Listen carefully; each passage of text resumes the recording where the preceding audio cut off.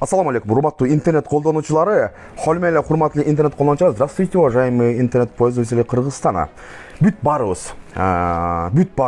Тиги карындаш жөнүндө талкуу кылып атабыз. Билгениңди эле талкуу кылып атасың, билбегениңди эле талкуу кылып атасың. Неге дегенде, бул жылдыз оорусу жаман. Лайкка берилип кетти карындашыбыз. Интернеттин акыркы немеси ушул. Буга чейин карындашыбыз 2016 жылдары биз WhatsApp'тарды түзүп, WhatsApp менен неме кылып атканда, сиздин колуңуздан интернет эле келет экен, башка иш жүзүндө эмнени көрсөтө аласыз деген мага суроолорду берет эле ал карындашым. Ал карындашка мен айтат элем, иштин баары интернетте, сиз өзүңүз таанышып келсеңиз десем, мен журналист Оразайым Нарматова деп өзүм тааныштырган, кийинки эмесем сөз Оразайым Нарматова тууралуу болмокчу. Буга чейин мен бир дагы ал карындашыбыз жөнүндө ооз ачкан эмесмин. Будан кийин дагы ооз ачпайын дедим эле, турмуш ошондой экен. Мен дагы Оразайым тууралуу мен сиздерге мындай өзүмдүн башыман өткөн айта кетпесем, азыр бул жерде ар кандай иштер болуп кетип атат. Буга чейин тааныганы деле, тааныбаганы деле, жакын билгени деле, билбегени деле карындашыбыздын апасын, акасын шылтоо ар кандай саясатташып кетти. Бул бир. Экинчиси, карындашка Москвадан атат, алга Москвага кантип барып алган. Кыскасы ушул тууралуу азыркы бир 10 мүнөткө жетип жетпей тез сүйлөгөн, тез түшүндүргөнү аракет кылган. Менин атым Милбек, фамилиям Исраилов, мен Кыргызстандын толук кандуу жаранымын.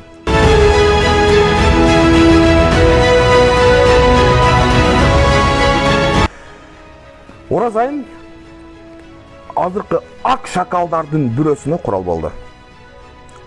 Ал ким? Ал бүтүн Кыргызстан партиясынын, саясий партиясынын лидери Адахан Мадымаров Кимсанбаевичке. Өзүмүн ким? Акам. Мен дагы өзгөндөн болом. Адахан Кимсанбаевич дагы өзгөн, азыркы мен сүйлөп аткан каарман дагы өзгөндөн болот.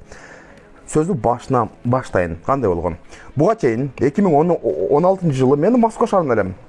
Мен буну алдын ала айтып коеюн. Неге айтып атам? Неге дегенде, Оразайым ким эле дегендер. Бул Оразайым лайкка, комментарийлерге, мындай бир жылдыз оорусуна берилип, интернетти жакшы жакка колдоно албай калды. Хайп үчүн деп туруп, акыркы тагдыр ушул болду. Мыйзам ченемдүү болушу мүмкүн, аны албетте сот аныктайт элдик бийликтен кийин. Мыйзам барыбызга бирдей. Мисалы 2016 жылы мен Жапаров Садыр Нуркожоевичти ошол WhatsApp группаларда, Одноклассникте бүт бар жогуну Садыр Нуркожоевич менен биргеликте кеңешип иш кылат элек. Кылган жерден Садыр Нуркожоевич ошол жерде жүрдү, анан бул жага келди, камалып кетти. Камап алып кирип коюшту Атамбаевдин бийлиги. Ошол убакта мекенчилерден, ошол Москвадагылардан үчөөбүз калганбыз. Мен аттарын атабай эле коеюн, үчөөбүз калганбыз. Өлгөндүн үстүнө көмгөн деп туруп, Садыр Нуркожоевич камалгандан кийин Москвада бүт чогулуштарды уюштурган, башка нерсени кылган. Биз ошолордун алдыларында активдүү болуп, Жума Маматкалы уулу досум, дагы ким, Карим Төрөбеков, Москвадагы мекенчилдер азыр ушул видеону көрүп атса керек, ошол жерде активдүү иш чараларды уюштуруп, интернеттерге берип, элге маалымат берип турганбыз. Ошол учурда мага чалып калды.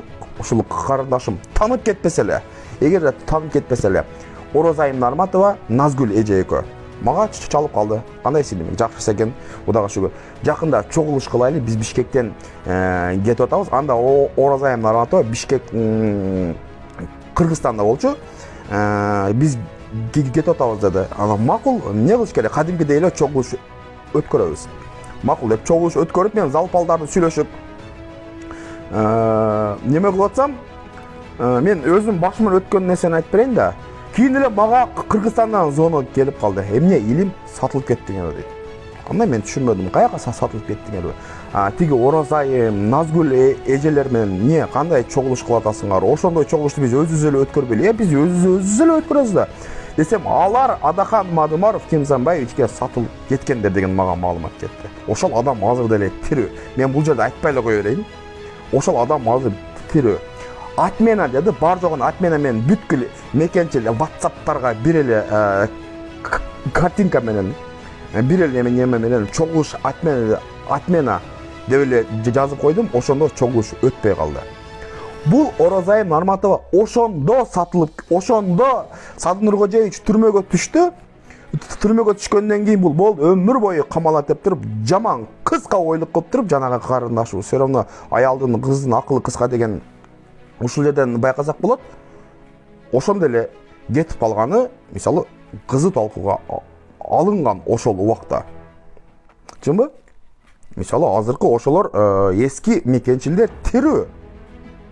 Дагы бир жолу ушуну баса белгилеп айтып кен, азыркы президент Садыр Нуркожоевич Жапаров айтмакчы 5-6 октябрдан кийин мекенчил болгондор эмес, мурдагы мекенчилдер.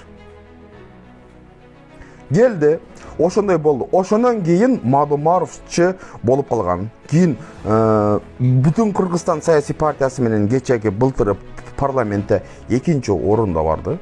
Азамат өтө мындай сыймыктар менен айтып атышат. Ошентип бүтүн Кыргызстан менен барды да, мен дагы бир нерсени келтирип кетейин. Бүгүн бүтүн Кыргызстан саясий партиясынын лидери Адахан Кимсанбаевич Мадумаровдун кайрылуусун көрдүңөрбү? Биздин бүтүн Кыргызстан саясий партиясынын мүчөсү деп бир атаган жокко. Каякта бир чужой колдоочусу катары айтты го. Чынбы? Бул бир. Экинчиси, ушул Оразайымдын ишин мурдагы бузукулар, НПОшниктер, Азаттыктын, Клоптун немелери кайра качат этип атышат. Биринчиси Жанар Акаев, мурдагы Азаттыктын экс кызматкери деп коелу, мен билбедим. Атын өчкүр Али Токтаконов. Чынбы? Ол дагы кайра айтып атат. Үчүнчүсү, азыркы Азатта бир кыз чыгып калат. Ошонун сиңдиси, атын билбейм. Төртүнчүсү, дагы ким? Ошол НПОлор. Бир неме кызды кээ бир депутаттар дагы айтат. Ушуга эле алыбыз жеттиби деп.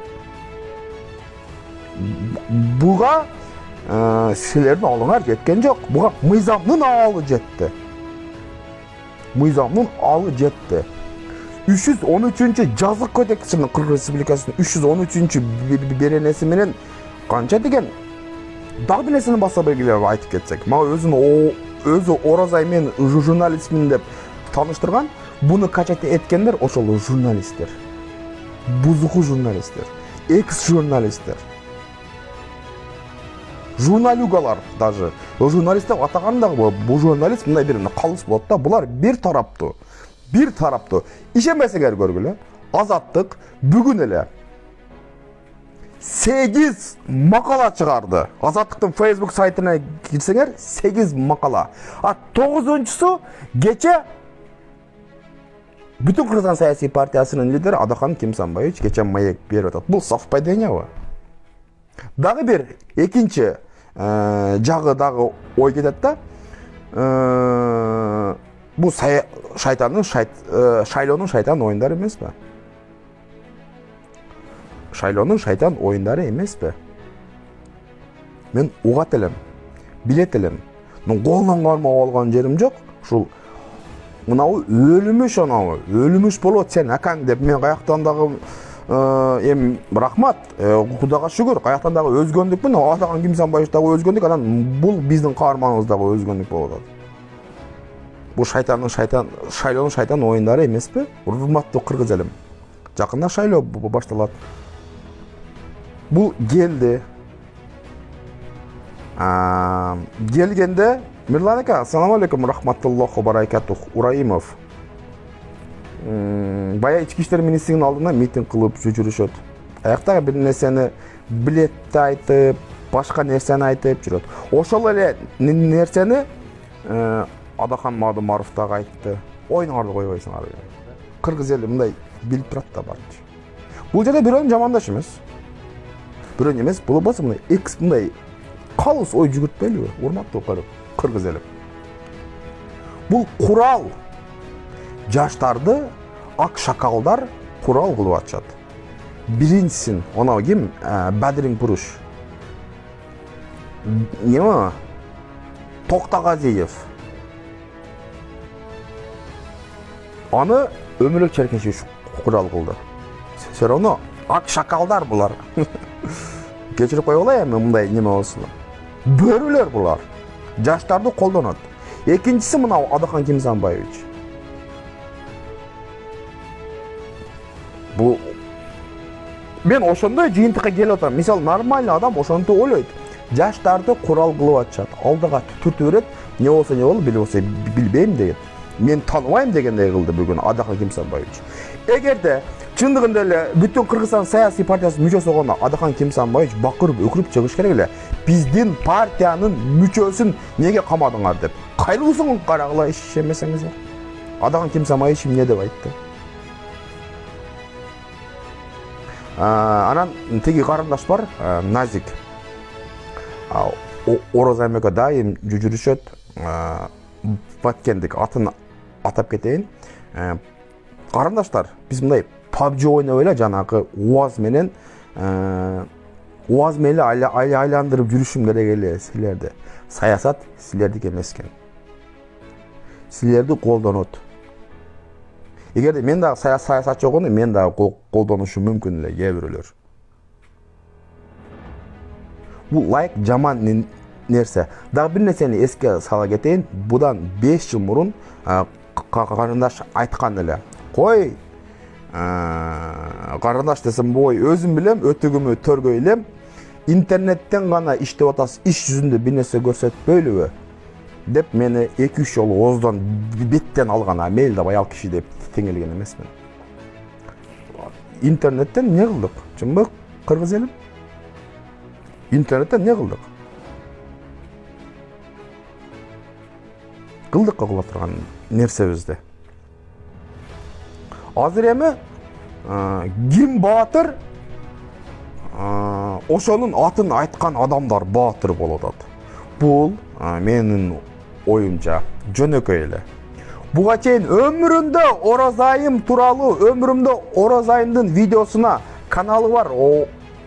Орозайымдын YouTube'да ошого лайк баспаган адамдар кээ бир немеси азыркы акчасын алдырып берген или ушул кээ бир мындай саясий эмес, кээ бир Садыр Кожоевич менен же башка менен мамилеси жаман адамдар Орозайымды бетке кармап атасыңар. Ондай кылбагыла. Ондай кылганыңар туура эмес. Ондай кылганыңар туура эмес. Мыйзам баарыбызга бирдей. Мыйзамды сүйлөйбүз. Мыйзам баарыбызга бирдей. Ким болбосун? Чыканактай кыз болобу, чоң катын болобу, бай болосуңбу, кембагал болосуңбу, сырттасыңбы, ушул жердесиңби, интернеттен сүйлөйсүңбү же жөн эле сүйлөйсүңбү, мыйзам баарына бирдей. Мыйзам деген бар. Биз эч кимден коркпой, мыйзамдан эле коркуп жашайлы. Мыйзамдуулук өзүңдүн укугуңду билсең, мен жерде мына юристтер болушу мүмкүн, активисттер болушу мүмкүн. Ошого мындай уверенно өзүңдүн укугуңду билсең, өзүңө уверен болосуң. А бул Facebook'тагы, YouTube'тагы, TikTok'тагы нерселерди мисалы чыгып эле сүйлөп туруп эле көп лайк, көп комментарий алсаң ондой эмес. Ондай ойлогондор жаңылышабыз, жаңылабыз. Ушул нерсени дагы баса белгилеп айтып кетейин дедим. Былтыры дагы президентский шайлоонун алдында бир апа бар эле, көп жылдан бери Садыр Кожоевичти дагы, Адахан Кимсанбаевичти дагы колдогон. Анан кийин мага чалып калды. Ошону да как раз президентскийдин алдында эле мага чалып калды, ата мен берми, мен маек берейин деди. Анан бардым. Барсам Адахан Кимсанбаевичти акча бергендерин өзүңүздөр эле көрсөңүздөр керек бул видео. Ушул видеону мен аны Адахан Кимсанбаевичтин дарегине айтканмын. Анан каяктан кылып хайп кармайм деп туруп Орозайым тиги подушкасын сүйлөтүп атат. Ошондо менин дарегиме өтө мындай бир мага видеолор, ссылкалар келип түшкөн, илим сага мынтып ошто пайда бола калды. Биз буга чейин ошто өткөн митингде болгонмун. Азаттык Кыргызстандан чыгып кетсин деп ушундай кылганбыз. Неге дегенде ошол бүгүнкү эле ошол Али Токтакулов деген жанагы Райымбек Матраимов деген бир солдатты бетке кармап туруп, кээ бирлөрүнүн заказы менен жасалма голдор менен эми аны эске албай эле койгонго ошондой болгон эле. Булар жакшылык